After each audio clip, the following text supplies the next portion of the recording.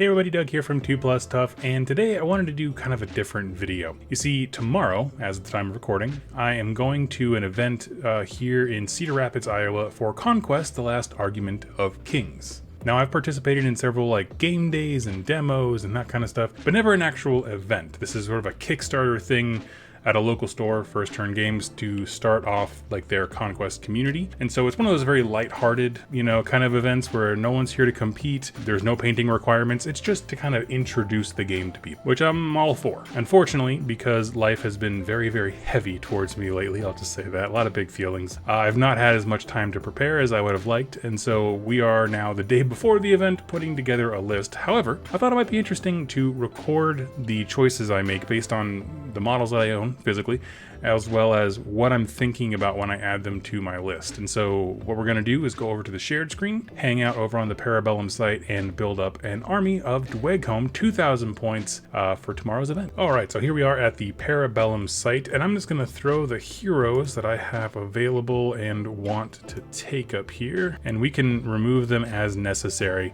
The only one that I know for sure that I will be taking no matter what is going to be the Tempered Sorcerer, and you will see why in a second. So let's build out each one of these battle groups, focusing on what it brings to the table, and then of course we can always prune things later on to get kind of a more sensical list if we need to. So let's first hop in with building the battle group of the Tempered Sorcerer, and we have Fireforged, my favorite models favorite regiment models rather. The Hellbringer Drake is my favorite singular model. We're also going to throw some Automata and Hold Warriors. So the reason we threw the Hold Warriors at the end is because you need to have one mainstay for every restricted choice. So our Hold Warriors and Fireforged are mainstay, the other two are not. And really, when it comes down to this battle group, okay, what I'm looking at is the Hellbringer Drake is a fire base. We're going to put the sorcerer on top of it. In addition, we're going to have Fireforged. They can either stay together or go on different sides of my line, basically my battle line, and just deliver valuable shots and range support wherever they are. In addition to that, the Inferno Automata are wonderful because they are brutes.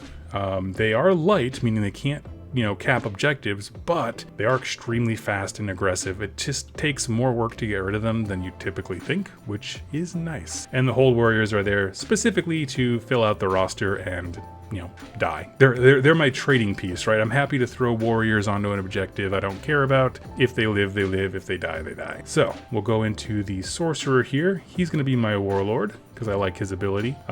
Basically, it's right here, Elemental Prescience. Basically, he can do 2 spell casting actions provided that they are different spells. So that's pretty cool.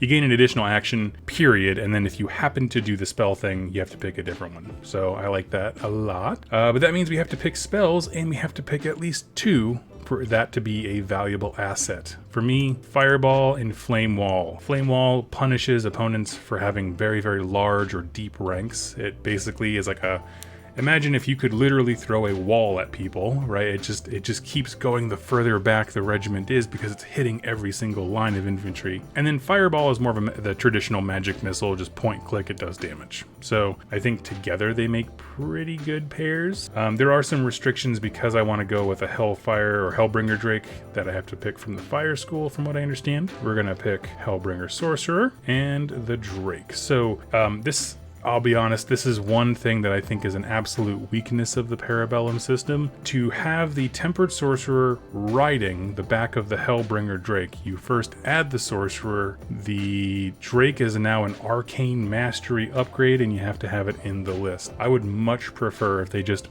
literally made a new profile. You could cap all the information over from the various things, but just make it a separate entry. Don't have this be an upgrade within it. It's very clunky, it's very awkward, I don't like it. Anyway, so with that done, that battle group is complete. We don't need any kind of unit upgrades on the Fireforged necessarily, although we could do the, was it the Flamecaster? Is that what he's called? Yeah. Flamecaster gives you torrential fire. Basically, if anyone comes near this unit, they gain all kinds of additional attacks, but we don't really want people to be too close to them. We want them to kind of be a second wave, just pounding the guns on everybody else. So we don't want them charging, so we don't need a standard bearer either. Hellbringer Drake can't put a banner on that. Inferno Automata, not a lot of upgrades there. And the warriors, again, they are there to cap an objective, so I'm not going to put a banner on them. Banner, in case you're curious, just means you get to reroll charges, which is exceptionally valuable when it comes to aggressive units you know you want in combat, but for some of these backline or objective holder kind of units, it doesn't do anything for them. So let's hop over to the Karawa. Okay, let's buff his thing out. The real reason I want to take the Karawa is these guys, the Flame Berserkers. You see, the Dweghome in general don't have a lot of speedy units. In fact, most of their roster is medium to heavy units, and they all move very slow. So having choices on the board that can come in early and rush really fast up the table, very valuable to me. So the Flame Berserkers can do that, so can the Inferno Automata. They're not necessarily trying to like destroy things, but just get in the way of my opponent or contest objectives and stuff like that. We're gonna go to the Flame Berserkers here. We're gonna buff that up to 6 because I have them and I like them. We will be giving them a standard bearer because again, we want them to be charging. They're brutal in combat. I have played a game where I saw my opponent didn't do anything to them. They're like, oh, they're so tiny, they're so light. Well, they'll just bounce off me. They don't bounce off. They can hurt a lot. Dismay, let's see, it breaks an enemy unit, and Resolve removes a broken status. We're gonna do Dismay. I would much rather hurt them than being hurt by them. Again, with the Hold Warriors here, these are not a unit I'm looking to charge at all. They are just meeting the restrictions until the Warden's kit come out, and then I'm gonna basically put all my Hold Warriors on eBay because I don't like them. Now with the Hold Ray, buff out his roster. Okay, we still got 640 points. 540 left. I can count. I'm a YouTuber, that's why I don't need to know math. So let's do this here for him. He has access to Thanes. I like Thanes. This is going to be my sort of heavy infantry. I have 2 choices with the Hold Warriors that are more about staying back and holding an objective, but these boys, they are about walking up the table, and I like that. So we have Thanes and Dragon Slayers. That's going to be my real heavy melee hammer. Eats up a ton of points. That is okay. So we have 120 left. Let's buff up some of these here. I don't really worry about having the Dragon Slayers be buffed, simply because on the offense, which they're pure offense, they're nasty. Like by themselves, they don't need any help. The Thanes are much more defensive, so more bodies I think is useful. 5 stands is awesome. I put the Hold Ray in that. It's a 6 block, 3 wide, 2 deep. I like that a lot, and we're 2,000 points on the nose. Heck yeah, dude. So let's, yes, because we want the side rules. And I want to show you how this generates a list because it's very interesting. So here we are with our Tempered Creed. Obviously we have our profiles here for the Tempered Sorcerer. He's going to be riding that sweet Helldrake. Ardent Karawa with a reinforced unit of Flame Berserkers streaking up the table. Hold Warriors are going to move. I'm going to basically pick an objective for them to be hunting. They're just going to walk directly towards it. And then the Hold Ray with his Thanes and Dragon Slayers. I actually love this list for the simple fact that the entirety of all the character profiles fits on the first 2 pages. There's nothing worse than when that last profile rolls over. And if you haven't built lists with Parabellum before, that option that I clicked where I clicked yes or no, it includes every single one of the side rules here and nothing else. So this is useful for me as a somewhat newer player, and any newer players. This isn't essentially collating all universal special rules based on what shows up in this specific army list. This is not what Dweghome have access to.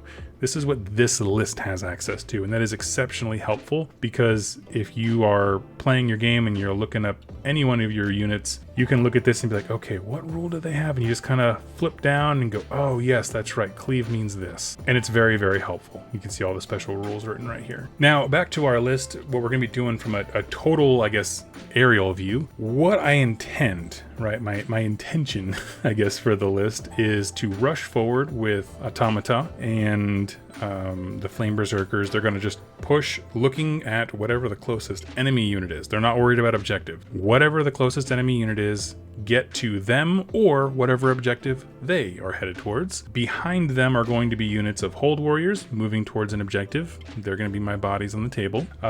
The Hold Ray coming in with the Thanes is going to be quite a nice little surprise for my opponent, moving up the board, just kind of plotting along. It occurred to me that I do want these guys to be able to charge. And then let's see if we can add, hey, okay. So yes, we do have enough points to add standard bearers to both of these. I like that a lot. Personally, anything, like I said, that's going to be charging, you want to be investing these kinds of points into it. We have 15 points left over. Let's take a look at what we can do with our heroes here. Hey, there we go. I was trying to think of what we could do with 15 points. I'm going to give my Karawa Resolve as well as Dismay, so now I can be taking broken markers off of my regiments, putting them on the opponent. Is it the best idea? Probably not, but for right now, this is what I'm going to go with. So as I think about what this is going to do on the table, okay, yeah, we have our light units going to surge forward, medium units, generally speaking, are going to objectives. That third wave is going to be comprised mostly of the Tempered Sorcerer on Helldrake, who's going to be doing the, I forget the name of the action, but basically he can like store up energy and then release it like in his next ranged attack. That's what he's going to be focused on doing. Also spell blasting as much as possible. And essentially this is a much more defensive style of play. Like I'm squarely focused on objectives. That is the goal. But being able to remove the opponent from objectives is sort of the job of that second / ancillary wave, right? The first wave, rush forward, get on the objectives, and then everything else is about taking the opponent off of them. The Thanes, the Dragon Slayers, the Hellbringer Drake, the Fireforge, those are all leaf blowers that are going to be basically moving my opponent. Now, I have played locally against a few different factions, actually. 100 Kingdoms, another Dweghhelm army, Wadroon, and Nords. I don't actually know who's going to be at the event, but those are the things that I've played against, and they do a pretty good job. And honestly, that's one of the reasons I love Dweghhelm as an army. They are not exceptional at anything in particular, except being rather defensive. If you're coming from Age of Sigmar, which is another thing I cover here on the channel, I would very much liken Dweghhelm to being like Stormcast Eternals, but not in the shooting army way, but rather that on the whole, the faction doesn't have a lot of buffs. Like there's not a ton of levers to pull to like increase attacks or damage and that kind of stuff, but rather they have very like stable, reliable stat lines. Like Resolve 3, Defense 3, Evasion 0 is pretty much ubiquitous across the entire army, and I like it a lot. Lots of shield. They obviously, these are the Thanes here, they have cleave. Like, they're just a good, solid profile. They don't require a lot. So as long as you're keeping your eye on the prize as far as where you're activating things and moving towards objective play, really the big weakness of the army is speed. And I'm trying to mitigate that by having 2 aggressive frontline units in the form of the Flame Berserkers and the Automata. It's going to be one of those things like they each present a different challenge to my opponent. The Automata look far more scary. They just do. They're awesome. But the Flame Berserkers are actually the most scary of these things, with the sheer amount of damage that they can throw out and their re-rolling attacks and things like that. There's a lot of little opportunities for my opponent to make mistakes. If they focus on the Automata, the Flame Berserkers are going to be able to wipe whatever they're not shooting at off the table. If they focus on the Flame Berserkers, the Automata get to run up, and then I get to set my reinforcement line way up, because thanks to being Dweghhelm, I ignore enemy units when it comes to where my reinforcement line begins. You can see like that a very aggressive early push forward is giving me the opportunity for my second and third lines to come in and again start really aiming on objective play. So anyway, that's how it is. It's what I have physically and what I can take to the event. If you're interested, let me know. I'll do a full report on this and get back to you guys with how it all went down. I don't expect to win or anything like that. That's certainly not why I'm going. I tried to paint as much of this as possible, but like I said, life's been crazy. But I'm very interested to see the combination of the Karawa and the Sorcerer. Most of the games that I have been playing have been much smaller, and so I've been taking like one or the other and then having the Reg with the general troops, hold warriors, Thanes, that kind of stuff. But I'm very interested to see what happens when I have some speed with the Karawa, in addition to what the Tempered Sorcerer is bringing to the table. So anyway, friends, thanks for hanging out with me. And if you want to follow along, just stay tuned to my Instagram tomorrow. The link is in the description below for that. And I look forward to catching you all then. Take it easy and happy wargaming.